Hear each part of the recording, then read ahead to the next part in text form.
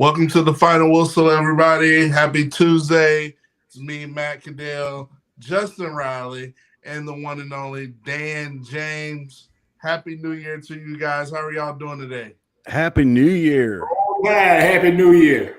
Roll Tide, roll Tide. Got the New Year started off right. How's your brother Chris doing? Where is he? What's he doing these days, man? Well, Chris, you never know. His Christmas gift was a watch.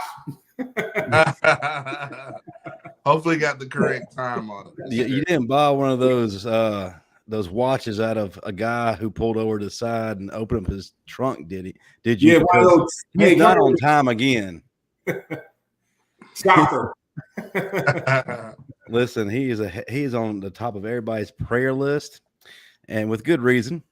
And the man can't hold on. Something's going on in the back, ladies and gentlemen. Hey, Bryce, Will, we need you, man. You can't go to the draft yet, man. Look, man, you need a meal deal, you need some money, man. You know what I'm saying? We can make it happen, man, but you can't leave. Oh, what's up, fella? Hey, man, hold that thought, man. I'm gonna call you back, man. My show on. All right, Bryce. Hey, man, I'm going to This is why the NIL is a bad thing. Hey, what's up, fella? What's up? Man, they had a little business to tend to, man. You know what I'm saying? Business. I got a promotion company on the side. You know what I'm saying, man? Dan didn't tell y'all about that, did he? It sounds like you're talking to Bryce Young. How much you offer him? Hey, no, man, that was my nephew, Bryce Reed. Bryce. Yeah, man, you know what I'm saying, man. You like my shirt, fellas? Sarcasm is just one of my many talents. Absolutely. You are the life of the party. Matter of fact, I think Tighter Insider during your recruiting said that you were the life of that recruiting class. Care to comment on that? Well, man, you know, I was the early 2000s version of Richard Young. Did you snitch on Albert Means? No, man. That's how he paused there, Dan. You see how big Albert Means is? You think I'll snitch on that? I don't know if he could catch you, could he? Let me tell you, Chris's nickname when he was at Alabama was TA from GA. TA stood for talk a lot. Athlete. Well, I don't know, Chris. I don't think he could have. Nickname. I don't think he could have caught you because supposedly, according to Tighter Insider, you ran a 4.340. Hey, man, I used to pick them up, put them down, man. Then next thing you know, start eating those patty burgers and everything, man. And moved me to safety, and the rest was history. And Matt run go routes by me, man. You know, I had to trip him up. Chris was stud. Hey, nobody could block a punt better than Chris. Chris James, man. I wonder how if I can get back there now, man. I probably can barely get in the 3-point stands. I bet you can block a punt. You never claimed your COVID year, right? Oh, you know what? Hold on, man. Hold that thought. Pull a Stetson Bennett. Man, I swear, man, I could have sworn, man, when I was in 5th grade, Stetson was in kindergarten. I saw him in my elementary school. I thought that was now how you gonna get from Albany, man? He had a little curly hair. I think he's from Albany. I swear he was in kindergarten. Stetson about 32, 33 for real. Gotta be. That dude was in my kindergarten. I go get the yearbook. I go get the yearbook. The last time we played this guy, Matt Jones was the quarterback. That's crazy. That's crazy. I almost downloaded Matt Caddell's senior picture that was in Rivals. Man, you look like a grown man with a 401k and a retirement plan. I got that Benjamin Button. I got that Benjamin Button. Matt was pulling engines by day, football by night. Hey, let me tell you about Dan, man. Hey, before we get started, man, Dan was the only 5th grader I knew with a full beard, man. In the 5th grade, Dan had a whole goatee. Wow. He was about he's 6'5". Hey, I was only 15. In the 6th grade. Hey, man, he was mature for his age. Well, listen, guys, we have a lot to talk about. We've already hit the off season, and seems like we're gonna be kept busy because we're now only 2 days away from the 2 days removed, I should say, from the Sugar Bowl, doesn't mean the action stops, right? Well, Right. Ian James, you are our lead recruiting analyst and the head evaluator of talent. We've had some announcements these past 2 days, some pretty big announcements, 3 of which we were pretty much expecting, others maybe not. But go ahead and tell the folks in the audience what's going on. But before you do that, everybody hit that like and subscribe button. If you're in a live chat, get interactive. Tell us what you think. If you're watching the replay, get in the comment section. Show us some love. But Dan, take it away, brother. Yes, of course. To no one's surprise, we lost Bryce, Will, and Jahmyr Gibbs.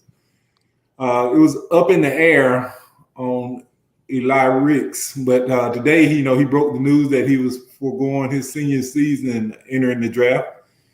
I project him to be, anywhere from 3rd to 5th round. It depends on it all depends on pro day and combine for him now.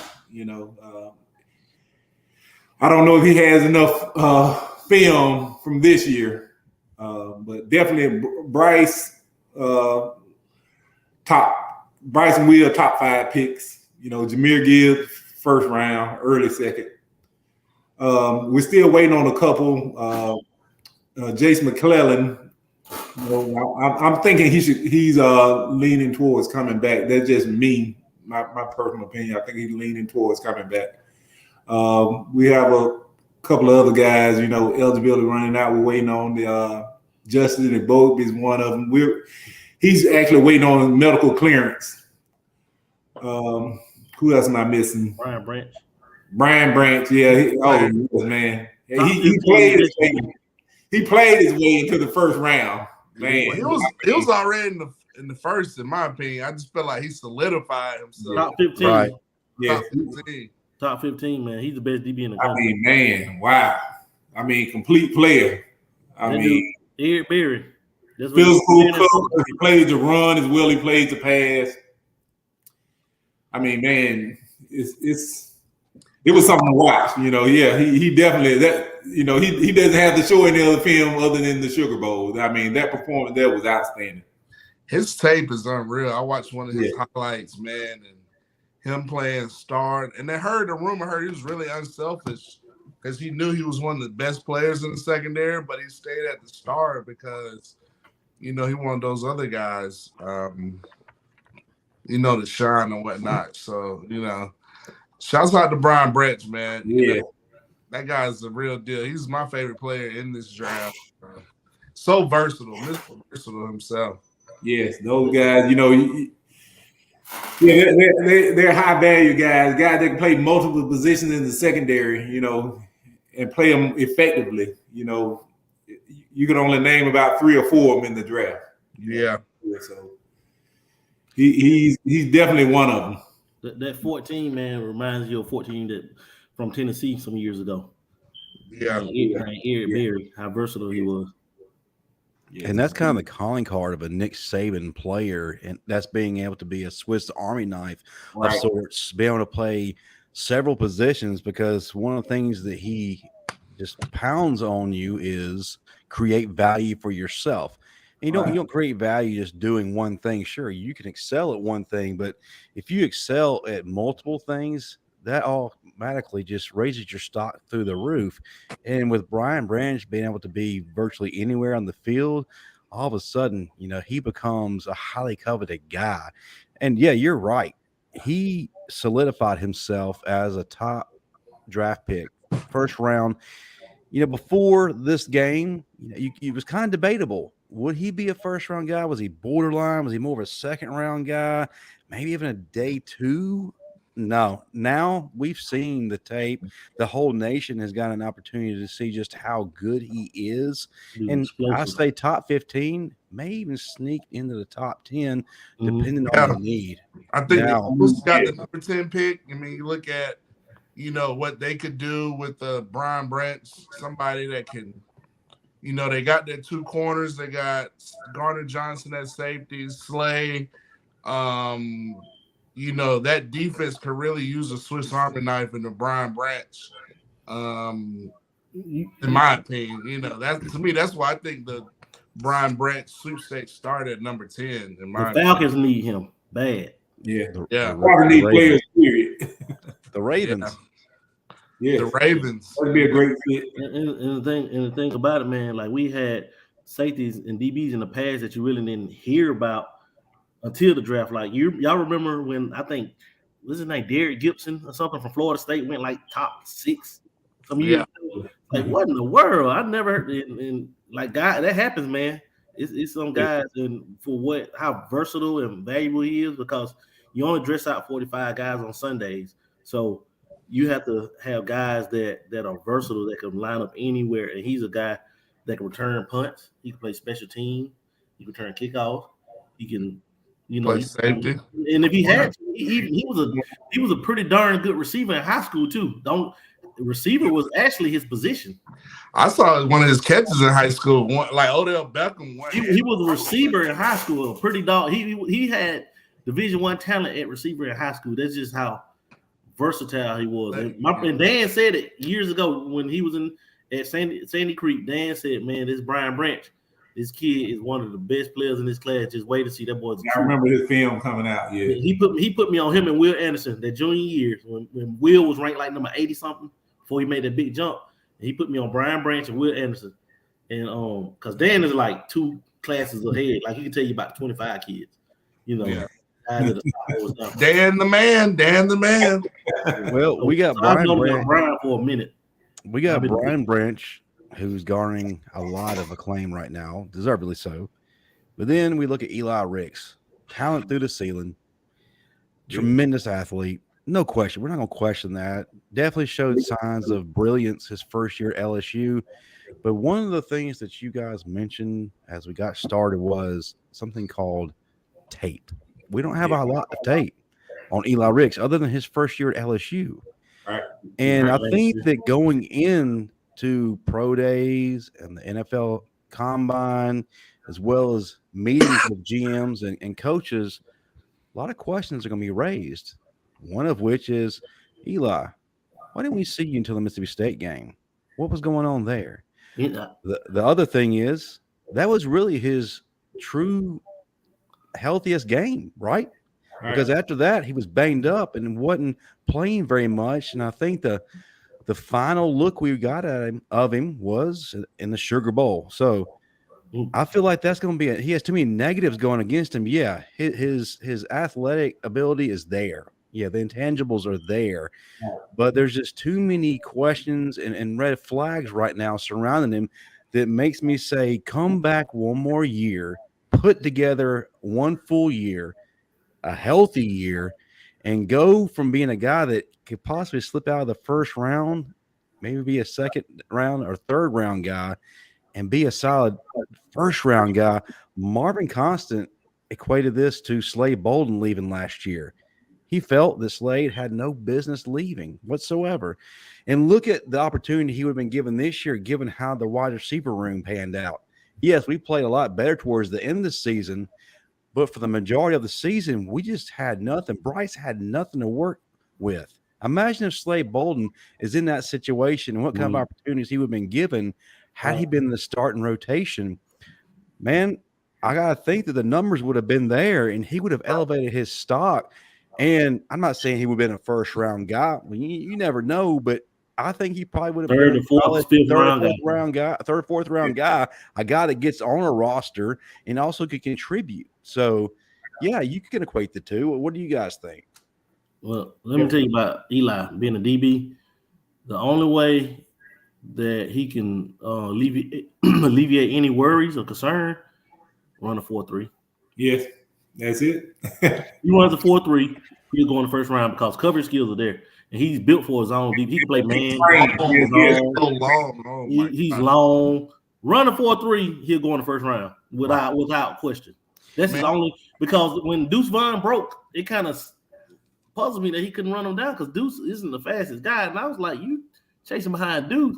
Did y'all see how fast Kool-Aid was on that? Kool-Aid came from the other side of the field. That's another guy that increased his stock, Man, that's why you don't opt out of bowl games. You create value for yourself. Yeah, playing in them. You have a lot of opportunity to, create value. Now that's going to be on his NFL tape. yeah. Well, it's like Coach Saban said. What kind of value are you creating for yourself if you're sitting at home? Right. You talking about preparing for the combine? What are you doing in the combine? You're not on the field putting film together. You're not performing football moves or being involved in football situations. You're just essentially, trying to train for a beauty contest. And that's like you said, Justin. Like as we everybody was glued to their tubes watching the bowl game. So all these NFL GMs, scouts, these guys traveling, they were watching the games on Saturday. Oh, let's see what this Bama player looks like. Guys looking good. So got to play in the game, like you said, Justin. Okay, let's talk about playing in the game. First of all, shout out to the guys who played. I think this is one of the few bowls where there were no opt-outs on either side. Mm-hmm. Everybody's playing. Nothing diluted. Pure football, best on best. Right. Absolutely love it. You love it. So let me interject, man, right quick. And before we hop on, Kansas State is a good football team. They just had without question. They just had to face a pissed off Bama team. Yes. Nobody that day was going to beat Alabama that day. We'll get to that. Yeah, tremendous respect. They won their conference for a reason. They jumped on our tail 10-0. That wake up call. They gave us a wake up call. I knew it was going to be a slow start. I predicted it. Yeah, you did predict that. We'll get to that. So just hold on. We're talking about value. We're talking about doing well and playing, opting in. Guys, I got to pose the question to you. Who made the most money in the Sugar Bowl for Alabama? I got a top three. I'm anxious to hear your top three. Number one, of course, Brian Branch. Number two, Cam Latu. Number three, Byron Young. Dan, let's start with you, brother. Who is your top three money makers in this game? Money makers, man. If you got an honorable mention, throw it in there. Well, definitely Brian Branch. He helped himself tremendously.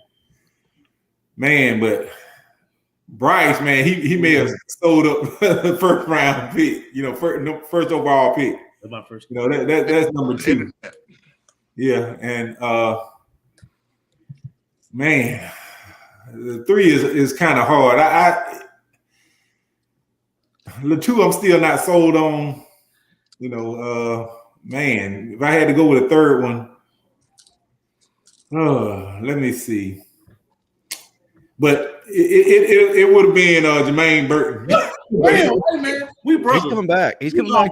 He's coming back. Those are my three. He made money for himself. Those are my three. Yeah. I said, God, boy, we like this. We're like this, man. Chris, go ahead and state your three. Go, Chris. Stamp it. Mine was the same three as Dan. Okay. For that reason, that's what I'm saying. The same as that three. I said Burton, somebody that's not playing, is between Burton and Kool-Aid was for that third spot. We're talking about draft eligible guys, though. Well, the third one, draft eligible, Wise is probably Jordan Battle. He had a pick. He bumped himself back up into that conversation as a top three safety because he had fallen off to where he may have been the fifth or sixth, but with that game he had, he really solidified himself as a guaranteed day two guy and somebody that if a run on safety happens in the end of the first round, he could be somebody that can go in the back half of the first round if a run on safety happens at the end of the first round. But he made himself money. Yeah, he's another guy that's gonna need pro day and the combine. Yeah, he definitely would be able to benefit from it. Okay, Matt, your top three draft eligible guys. Bryce, for me, it's just the guy broke the internet. That last throw to Jacory Brooks. When he threw it, I was like, "Oh, this ball going out of bounds." Yeah. And then Brooks was like, "Yeet," and I'm like, "Oh my god!" What you do, Matt? How you doing, Matt? Yeet. I was like, literally everybody in the NFL, like it broke the internet. Like I looked on Twitter, everybody was like, "Man, Bryce Young, the number one quarterback. I don't care what nobody else say. Like this dude just like solidified himself, and he could have had a better game because he started off kind of shaky the first, quarter. first 2 series he was off. But man, excuse me. But, that another underrated play for Bryce. That 98 drop in 51 seconds was just a club. Yeah. I was like, yes. Hey, what about that throw to Burton, man, on the left sideline? Oh, it was dropped in the bucket. I was like, oh my gosh. If you're the Houston Texans, Seattle Seahawks, I mean, you got to be licking your chops. Yes. Right now. But please provide him with an offensive line. You know, although Will Anderson, and that's what scares me, Dan, is that if he's drafted in the top 5, he's going to a garbage situation, dumpster fire, if you will, and he won't have much to work with. He's going to be responsible for doing everything. My philosophy is build from the inside out. Start with the offensive line, then go to receivers, then get a quarterback. Yeah. Please make sure he has an offensive line. He got Mechie coming back too now. He does. I agree. Tunsil about to get paid. Yeah. Hey, Matt. Hey, Matt, how would you like to have had Bryce when you were playing? I just love to be in this offense. Well, imagine him in the system playing in that offensive system. Oh my goodness! Wildcat, Matt would have ate in this system. Matt would have ate in the slot. Oh my God! I know we're kind of going off path, but I mean, think about Matt, DJ Hall, Keith Brown playing in a modern offense. Marquise Mays, all those Darius Hanks, those guys, those underrated. Treanders Luke. Yeah. Oh my God. Yeah. Tyrone Prothrow. Prothrow in his offense. Can do it all. Yeah. I think my second player, Will Anderson, although he didn't, make a lot of noise, I just think him showing up there, showing the type of leadership character. Yeah. To me, I think that opens up a lot of eyes to a lot of NFL GMs, scouts. I know the Chicago Bears are really high on Will Anderson. They kind of want Will Anderson. I still think Will Anderson goes before Jalen Carter. I just think defensive ends are always going to be premium. You can't have enough edge rushers on the NFL roster. So, and I think third for me, Brian Branch. I mean, this guy Scott Line was just unreal. Man. If I had to give an honorable mention, I forgot about Latu. I think Latu's going to make a lot of noise in the Senior Bowl. Combine, you forget he's 6'5". I mean, he's got decent enough tape. He runs really good route. I think he's an underrated route runner. But you have to take in consideration, Matt, he's still somewhat green, right? Because he's a converted linebacker. Yeah, he's raw. So you get him under the right coaching who can mold and develop him, maybe put him with a veteran tight end that can kind of mentor him. Sky's the limit for him. I'm going to flip the script real quick, guys. Top 3 of players who need to come back. Matt, I'll let you lead off on that. Come back? Yes, who have no business going to the NFL. One more year really benefits them. I thought he could have done another year, man. But, I'm kind of 50-50 on Eli Ricks. I thought he could have really, solidified himself. Him and Kool-Aid could have been the top 2 next year. But, it is what it is. But who needs to come back? I don't know. I'm going to let you guys answer that question. I got one right off the bat. One, for me, is Justin Eboigbe. I think that he started off playing at a high level this year and started living up to the expectations he had coming out of high school. And he was just really that spark on the defensive line that was really making it to be dominant. And you saw a drop-off in the production up front when he went down. I feel like that if he were to come back and be healthy, show the NFL coaches that he is healthy, I feel like he can become a first-round guy. Yes. Yeah. That ultimately is going to be my first guy. Second, Jace McClellan. I know there is talk of him possibly leaving. I think that he needs another year because he has the opportunity to be RB1, lead the pack. But let me tell you about Jace though. Jace McClellan pretty much is what he is. You know what I'm saying? It's like I don't know if he's given the right coordinator, he can show that he can do a lot more. I think that he was greatly held down because I saw a little bit of what he could do last year before he got hurt. This was, I guess, when Bill O'Brien wasn't thinking right because he was starting to use him in a way similar to how we used Sean Alexander back in '99. Mm-hmm. Yeah. Well, the thing about him, like he has plenty of tape. All he got to do is put on that run against Texas. You know what I'm saying? Or that touchdown. Yeah, but more tape of him being versatile because he's very versatile. Yeah, that's what I'm saying. What I'm saying is he's going to blow away pro day in the combine. Like he's going to be like Jace was never going to be a first round guy. You get what I'm saying? Because those are for guys like Bijan Robinson. You know what I'm saying? Gibbs. Yeah. Like Jace is what he is, a day two back that's going to be that's good enough to be a starter in the league and good enough to be a future Pro Bowler. You know what I'm saying? So I really think now is the time for him to go ahead and jump because next year, man, Justice Hayes is taking carries from people, man. That dude not gonna be on the bench, man. Justice Hayes and Miller, they're gonna get touches next year. Miller, man.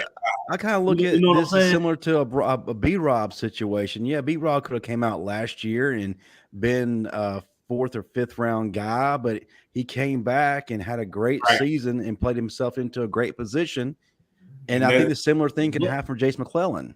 Right. But B-Rob, thing with B-Rob though, B-Rob actually benefited from Roydell and McClellan going down for the year because they were in heavy rotation. He kind of soared because we didn't have nobody behind him other than hurt Trey Sanders, and we had to move Christian Leary to running back. So B-Rob got more carries than he would have normally gotten last year when those two guys. You get what I'm saying? So, yeah. If they would have kept it, because at the beginning of the year, B-Rob didn't take off until they got hurt. He took off that Ole Miss game. Yeah, you know what I'm saying. So by default, by those guys getting hurt, he actually thrived from that. But next year, man, we're gonna be so loaded in that backfield, man. It's just too many guys that you're gonna have to feed, man. And I think I get what you're saying. The best thing for Jace, I think, would be two things. If not go to the draft, transfer somewhere where you can be transfer. No. Yes. No, not transfer. I'm not telling him to. I'm just saying. You get what I'm saying, though. If he wants to be that, mute him. I'm just being. I can't tolerate that anymore. Dan James, you have now been promoted to the main roster. No transfer. No, Chris, who needs to? I'm serious, man. Here he goes. He won't. Anyway, he ain't learned his lesson. No, seriously, Chris. Who needs to come? Guy.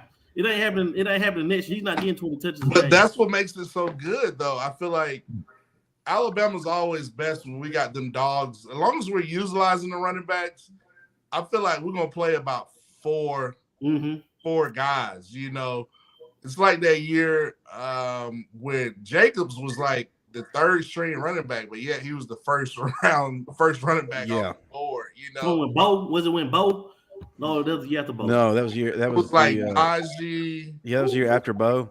Yeah, Damian Harris. Yeah, that was 18. Harris, Najee, then Jacobs or something like that. Was that? Yeah, Jacobs was third. Yes, and then Najee was fourth. So I mean, it's gonna be interesting. Like we're loaded, but I think he does need to come back. But the bet, I think, to your point, Chris, he does need to come back. But one good thing, he won't have a lot of treading on his tires when he does go to. That's right. You know what I'm saying? So he'll be a fresher running back than as opposed to, Derrick Henry getting all the carries, wearing one-man horse and things like that. So, but I just think you're underestimating his speed and his versatility, sir. Miller and Roydell and Justice Hayes are gonna get touches next year. You saw what Miller got in the game. Miller's a dog, man. Yeah, Miller is a freaking. He run better than Roydell. I was like, y'all don't understand. Miller is a 10-5, 600 meter guy. Yes, he was. People don't understand that he was a track star. That big, how big is he? 215, juiced up like that with that type of speed. Yeah, that's Josh Jacobs. Josh Jacobs reincarnated. Reminds me of Chris James in 2002. When I was fat, man, I had too many donuts. It just different. We were built different. That act card will ruin everything. Look, man, you see it in my face now, man. I've been eating a lot of Krispy Kreme, man. Yeah, they all gonna move in the line. Chris and Matt, who needs to return? Before we move on to the next. I'm glad Malachi Moore returned. Oh yeah, I agree. That's my third guy as well. Malachi Play a healthy full season. If he goes back to 2020, Yes. Malachi He Moore, played back into that first round. Jim Thorpe Award winner, and reminds us of another number 13, George T. George T. Yeah, right. And Brian being out of the way, he probably can benefit from it. And he also benefited from Eli Ricks leaving because Earl Little was going to play somewhere in that second year. Earl coming for that corner. Earl's coming from somewhere. I believe he felt that pressure. I know this is kind of off footwork. topic, but I got to ask y'all a question. I posed this question on the Bama Standard earlier. Does Eli Ricks open the door for Carmine McClain? Yes. Definitely, yes. That's all day in the day. Yeah. All right, you got a I question think from the right now audience. with Carmine, is Bama, Colorado, and Miami. It's a good question by Bama Nola. Yeah, guys, real quick before we move on to the next topic, what are your thoughts on Coach Saban interviewing Joe Brady He did. after the Sugar Bowl? I didn't hear about that. I think it's a hypothetical. Well, let's just say if he does. Let's just say if he does. He might have for real. He probably already has because Yeah. I mean, That's praying what for Matt Dunbar, but the Bills aren't doing anything right now. What is it? They've been stuck in traffic. I mean, snowed out. I think they were stuck in Chicago. I think Coach Saban's made a couple calls. I think he's contacted Garrett Riley. I think if this is true, he's reached out to Joe Brady. Remember, I told y'all last week I had a hunch about Joe Brady for some odd reason. Anyway, Dan Mullen. A new name has started to come into the picture. Jeff Levy. Been kind of hot recently. And I heard App State's offensive coordinator. This is just some of the things I'm hearing. So I think Coach Saban, all that downtime, he showed him stretching and at the Senior Bowl and all that. He was making calls. They were having practice early in the morning, and he was wheeling and dealing down there on Bourbon Street after practice. Hey man, get Coastal Carolina OC and bring that quarterback with you for 1 year. Please go out and offer a blank check to either Garrett Riley or Tulane's offensive. I saw the craziest thing.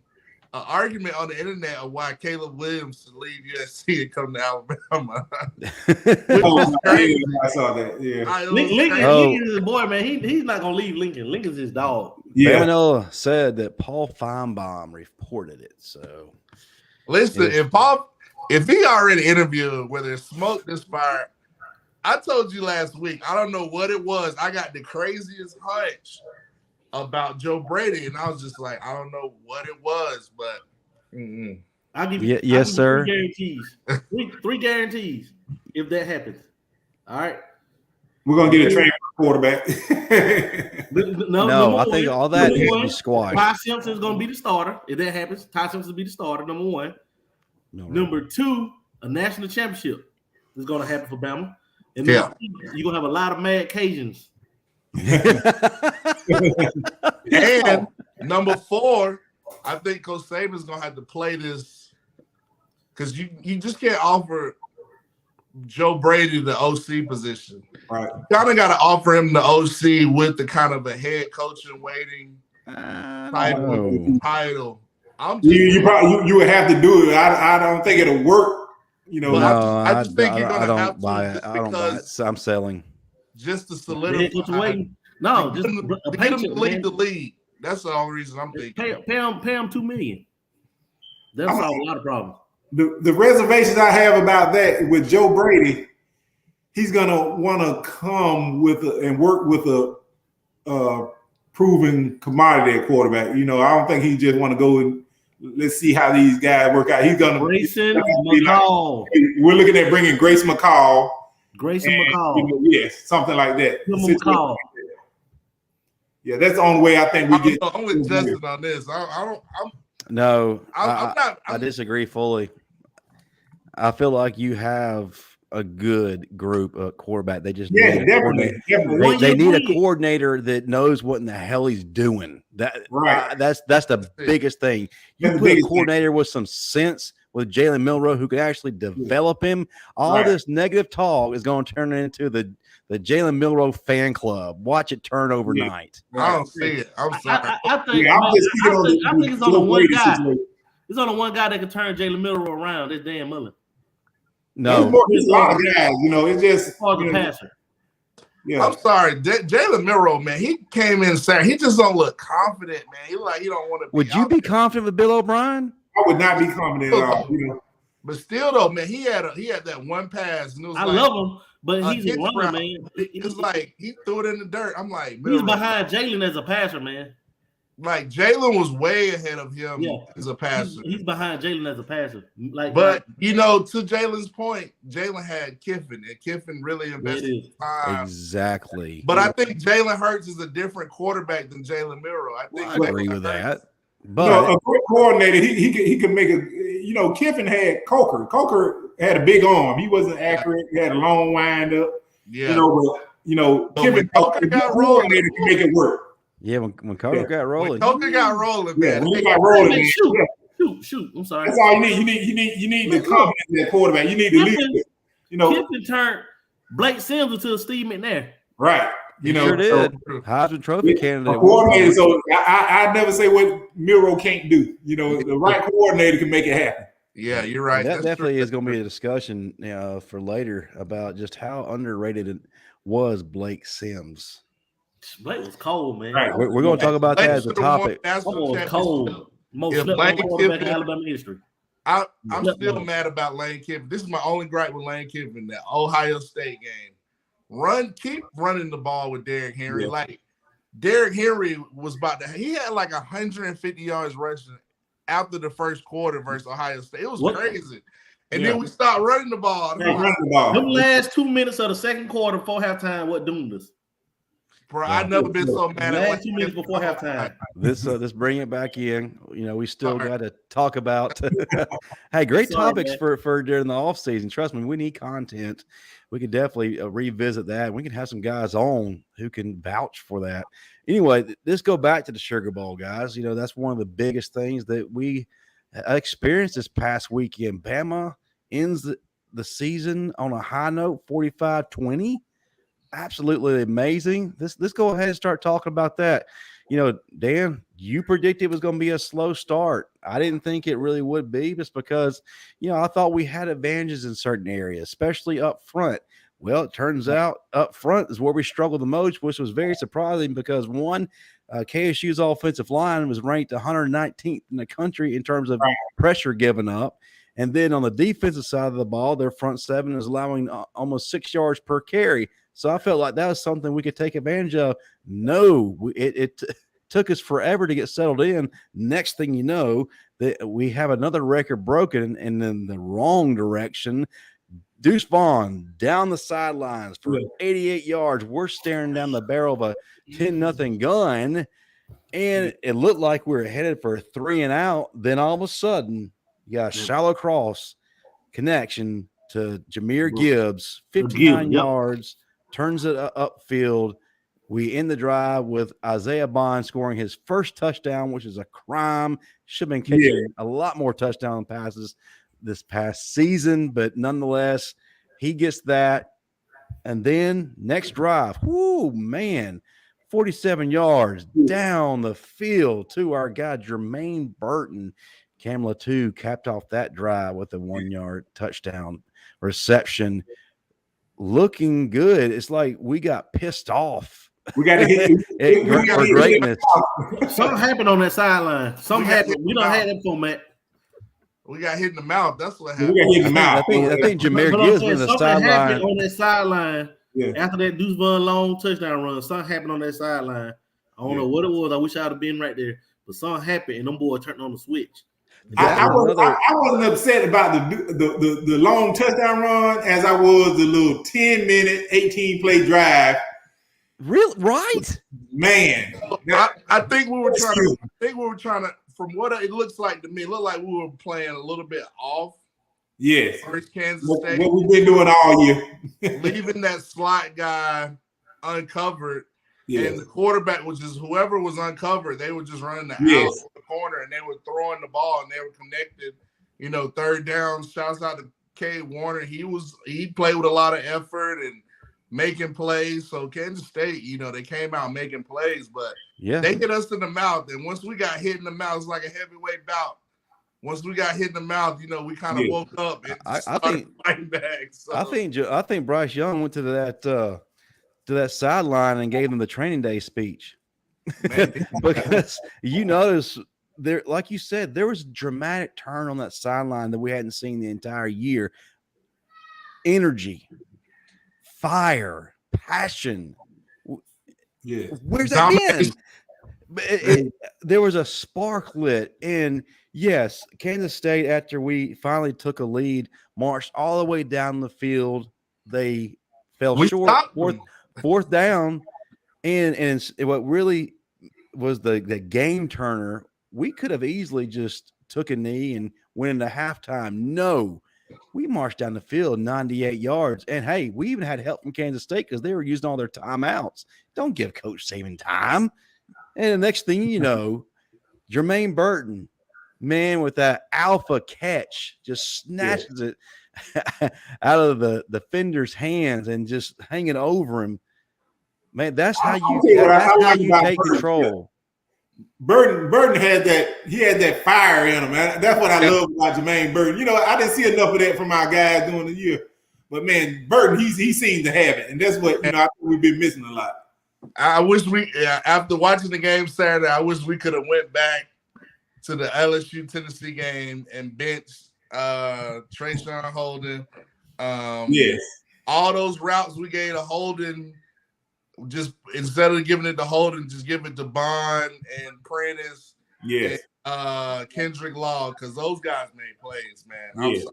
Hey, Burton, those guys made plays, man. It's two guys that's about to shake up that wide receiver room. Malik Benson. Oh my gosh. So who's the other one? Jalen Hill. Jalen Hill's Amari Cooper. Yeah. I can see that. He's Amari Cooper. Those two, along with a redshirt freshman and Shad. I don't think he's as crisp a route runner. I think his thing is Jalen Hill. His ability is to be able to high point the ball. You know what I'm saying? But we don't do a lot of that. We don't throw a lot of contested balls. But he's a pass. You know, like Cooper just caught it was so natural. I'm telling you, man, that's Amari Cooper, man. How smooth he is. Cooper was. He's very smooth. Jalen Hill, and then don't count out a redshirt freshman Shaz Preston. Yeah. Oh yeah, I can't wait to see Shaz. So far, my favorite play, besides the Brooks play, was that Kobe Prentice touchdown. I mean, oh my God! Yes, broke two play. I was like, oh my God! But man, run through the end zone. You know what I'm saying? He got that ball as soon as he crossed, man. I was like, I saw a close up. He did cross. He did cross. Yeah, he was in the end zone. Mental errors.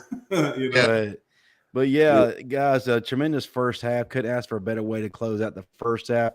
Second half, you kind of felt like, okay, this is where we need to put these guys away. This in this thing right now. And then Kansas State, I think, out of desperation, decides to go for the onside kick. Rodell picks it up. Next thing you know, the most beautiful pass of the college football season that we talked about earlier happens. Bryce Young. That was like a video game, man. That was like some video game type. I got an underrated play. I don't know if y'all saw this. When Murphy and Jahmyr Campbell came in, it was like a 3rd and like 16. Jahmyr Campbell is like pass break up, and I almost broke I almost picked the ball off. That pass break up on the sideline. Oh my gosh! I was like, whoa, he showed crazy athleticism right there. Yes. And they were talking. They were reaping high praise of him doing the bowl practices. He was one of the guys that was pointed out. Yeah, so I expect big things from Jahmyr Campbell. Yeah. So I got to ask you this question as I posed this question to the Bama Standard earlier. It looks like a lot of the Bill O'Brien influence on this offense was removed. His imprint wasn't there. Do you feel like it was more so Bryce leading the way rather than Bill O'Brien? I would think so. Yeah. Watching Bill O'Brien's offense is like watching paint dry, man. Let me tell you something though. Kind of like in a little bit in Bill's defense, man. You know, Bill Bill like to take shots. You know what I'm saying, downfield. And with Bryce's shoulder was messed up, man, that kind of he didn't have a go-to. You got what I'm saying? You get what I'm saying? Like if you're a 3-point change your shooter, play. If you're a 3-point shooter, but you can't do nothing else but shoot threes, and you're shooting, you got a cast on your hand like Herb Jones. How else you gonna help the team? You get what I'm saying? Like you're handicapped. And I felt like with Bryce's shoulder, that's what a good offensive coordinator do. A good offensive coordinator does. He can adapt. Yeah, that's why he's no. Well, let me shut up. I was gonna say about the Houston Texans, but you got to adapt, man. And it's like his defense. I think that that he had time to prepare. You know what I'm saying? Like he actually had time to prepare because that SEC grind, man.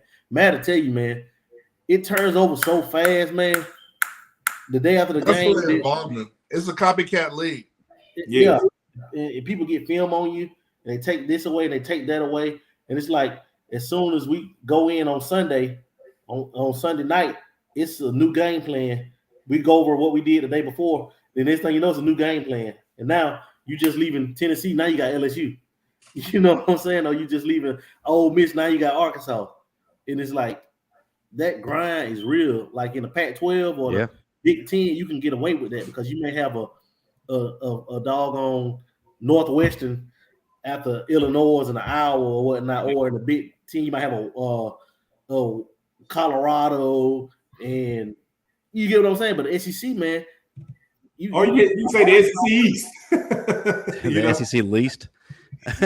So before we move on to the flip side of this question, got a question from the audience from You Know Me. Is there a chance Bob stays? With each day, I'm losing hope that he is gone. Answer this quickly, guys, so we move on to our next topic. Be out of there. I don't see it. One word, no. I don't see it. Peter be there another year, but Bob, but what they're gonna Golden be on staff. Pete ain't going nowhere. They're gonna bring somebody in. I'm thinking Jeremy Pruitt. I'm thinking of Pruitt or Leonard. Used to be what is it? Wisconsin's D coordinator, somebody like that. Maybe a Derek Ansley. You know, maybe. You think he'll leave Wisconsin? Well, he got fired. You know, he got the boot. Huh? You know, when they got rid of they fired him too? Yeah, they got rid of the what? The defense is the only thing they had going. Yeah. Bring them on. Bring Jim Leonard on. That'll be a perfect hire. Yeah, that's what I'm saying. Leonard would be an awesome hire. You know, bring anybody to play at least 2 defensive linemen. Oh man, anybody that won't drop Dallas Turner in the coverage. Yeah. Hey, Matt, you can bring your defensive coordinator from when you were there. Oh,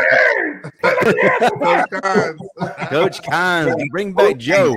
Bring back Joe Kynes. Jet red. Still the most epic on another note, interview before halftime ever. But listen, basketball halftime 44-23 Bama.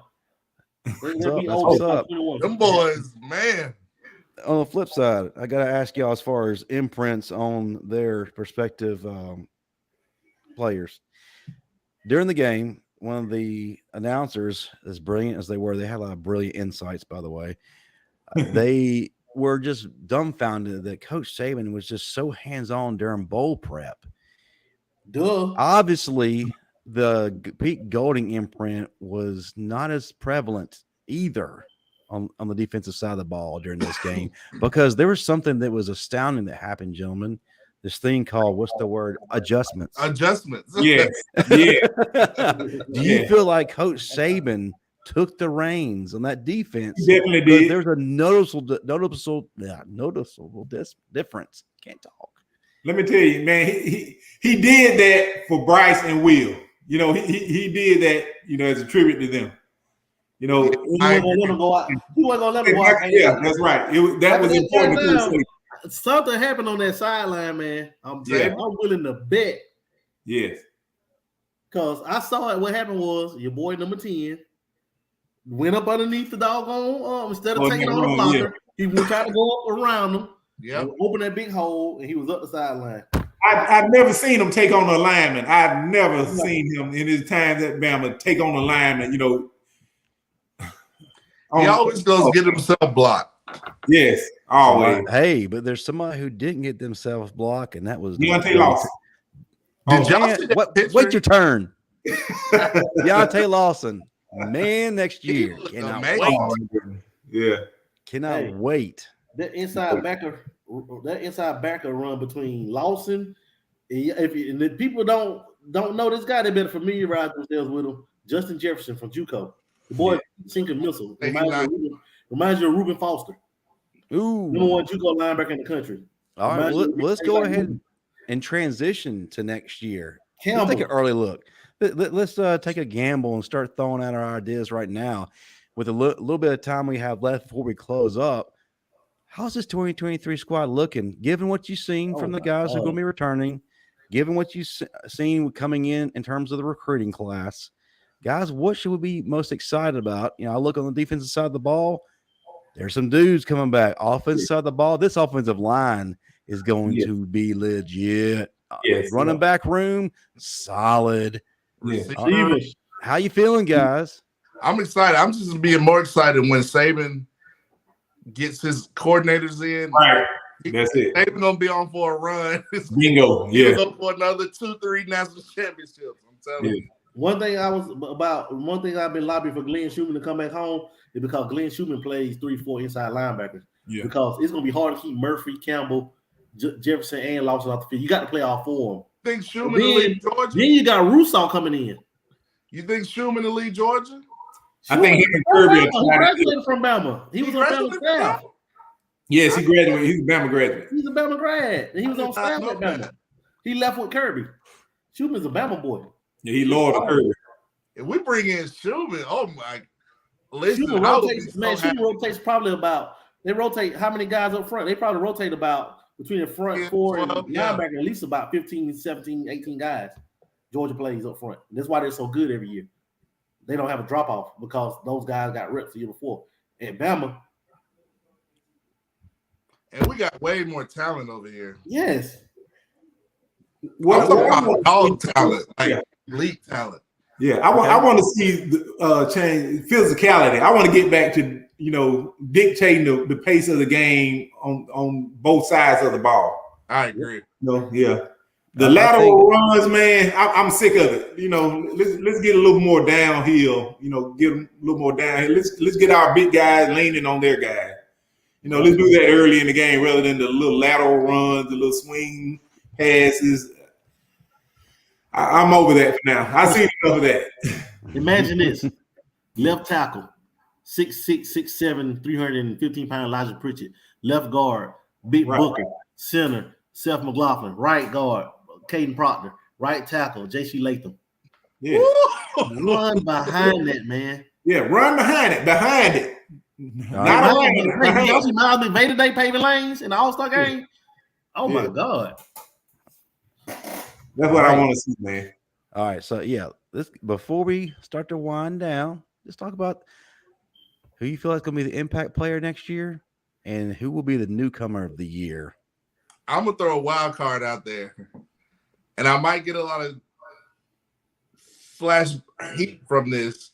I think Earl Luna's going to be that guy, but I think our kind of branch type of next up guy, Arnold. I think if we move him towards I can see that. The safety, but kind of in that branch role with Malachi Moore, I think that could do a lot of wonders for us defensively. Because me personally, I just watched DB practice drills, and Earl Little's footwork is reminiscent of Mika Fitzpatrick's footwork when he would go through drills. So.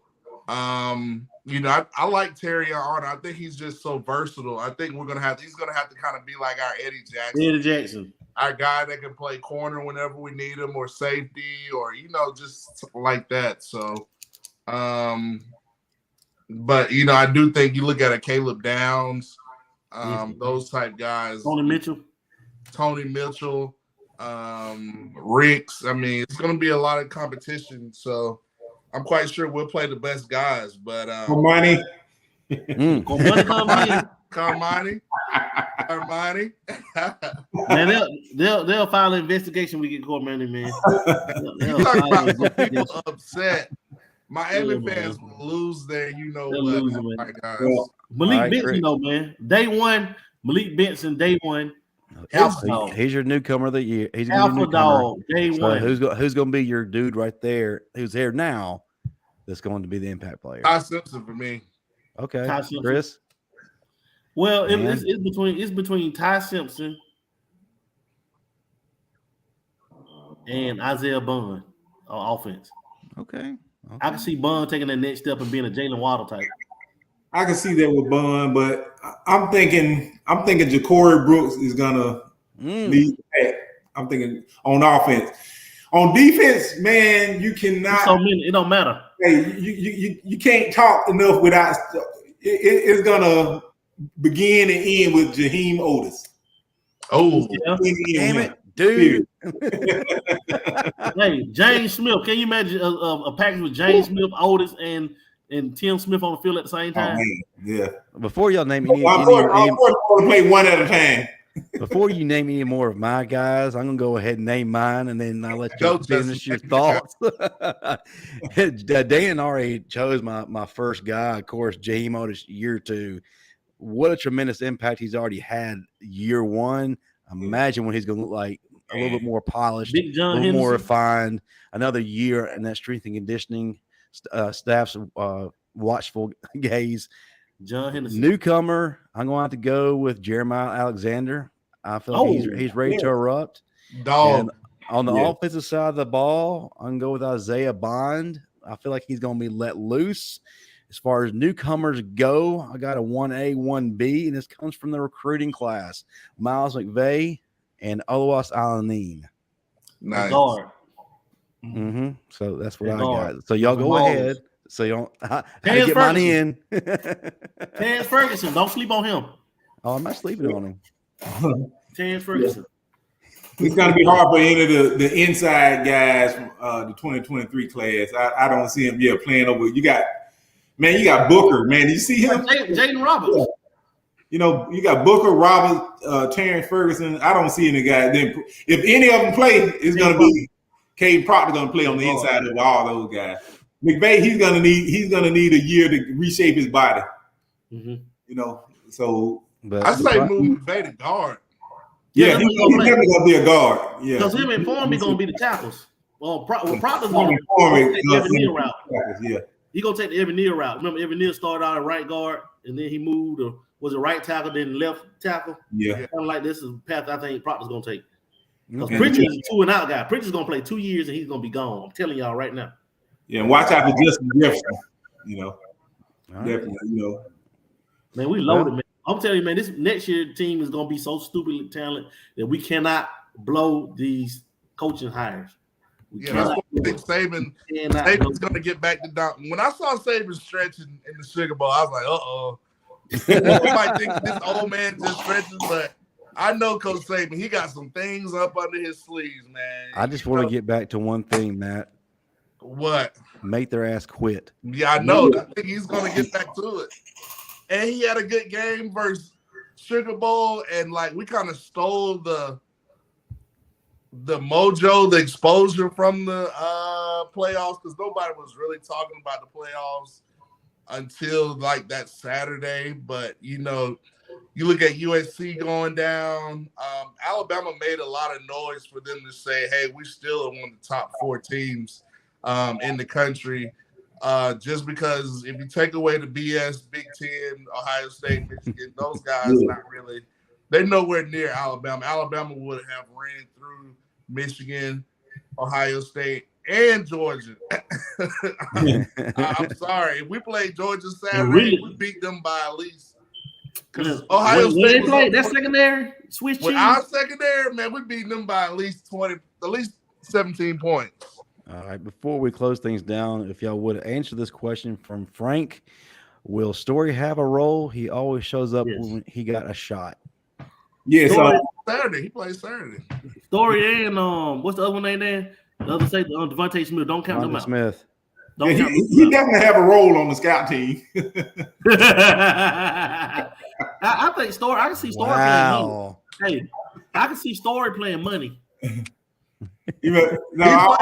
All serious, you know, man. You know, I like Story on the offensive side of the ball when he was coming out. You know, I like him too, man. All right, I think he's gonna play money, man. I think Story's gonna be our star money. I think you know, if we were switching the quarterback, he could probably have a chance to beat that Miro. I agree. Wow. Shade being thrown, guys. Shade being thrown. All right, we got to wind things down. One, before Chris falls asleep, and then two, we're over the hour mark. But let's go around the room. Tell the audience what's next for you guys, how they can find you on social media, all that good stuff. Matt, we'll start with you, buddy. You know, I just opened this OnlyFans. Nah, I'm just playing. He's not lying. Only Matt. Yeah, me and Keyshawn Butte, LSU, we got. Oh, damn. Talking about one-on-one receivers. No, I'm just playing everybody. It's a joke. He's going live after the show. You got a bow tie underneath that shirt. You got to pull that shirt down, Matt. You got that bow tie. I gotta get my oil. I gotta get my oil ready. Oh my God. No, it's Matt Caddell on Twitter. You know, hit me up, mcaddell6, mcaddell11 on Twitter. You know, I got Football U, but yeah, I'm just glad to be doing the Final Whistle. OnlyFans, me and Keyshawn Butte, baby. Hey, you mentioned your football university, but you never tell people where they can find it. Oh, CTS Sports Room. Sorry, Mondays. Yeah, sorry about that. What time? 7 o'clock. Yeah, 6 o'clock Central. Yeah. All right. Chris will be on there because we're about to start getting in this unofficial GM conversation. GMs, baby. When it comes to draft, that's all we run do. the team, man. You ought to see me and Chris in the offseason. We go back and forth about the draft. Like it's crazy. Call Bryce back. That's it. Bryce back. Yeah. And the living legend, Dan James. Tell the folks what's up next for you. Have you established more of a social media presence, or do we still have to be waiting? Dan got 2 pictures. Hit the like button, and I'll be forced to, social media. You can find me on Facebook, Dan James IV. You can find me on LinkedIn under the same handle. Twitter, I don't use much, but you can find me at DannyBoy229. What about your MySpace? Here next week, same bat time, same bat champ.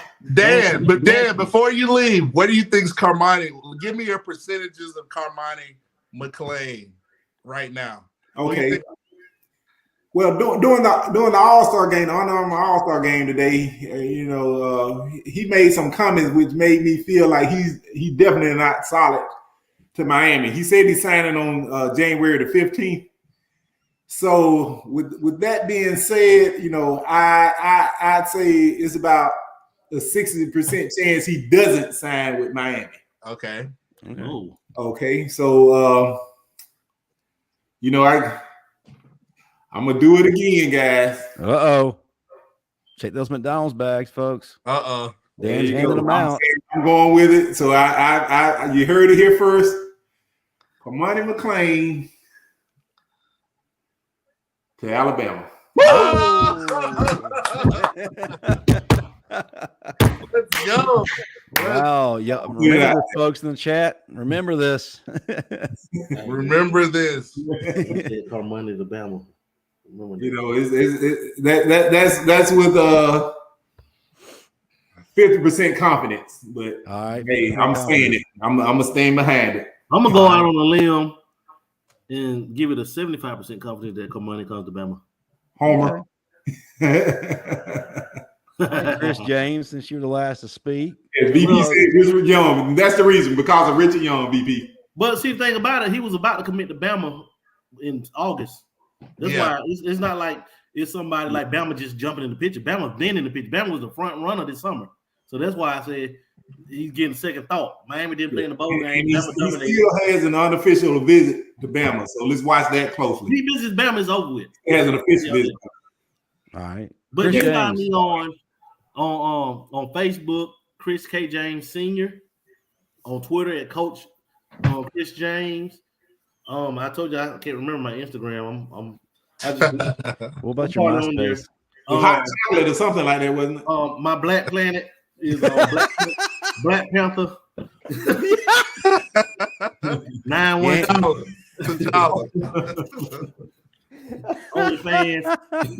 OnlyFans Cat Daddy 229. Well, everybody's gonna jump off of here and go right to that. See, I gotta go bunch of live. feet pictures, aren't they? Hey, folks in the audience, hit that like button right now before you exit. I see the numbers starting to go down because I think either you're tired of us or you think we're through. But I think the OnlyFans did it. I think that's what it was. My last question, Justin, before you shut it down, who you think winning, Georgia, TCU?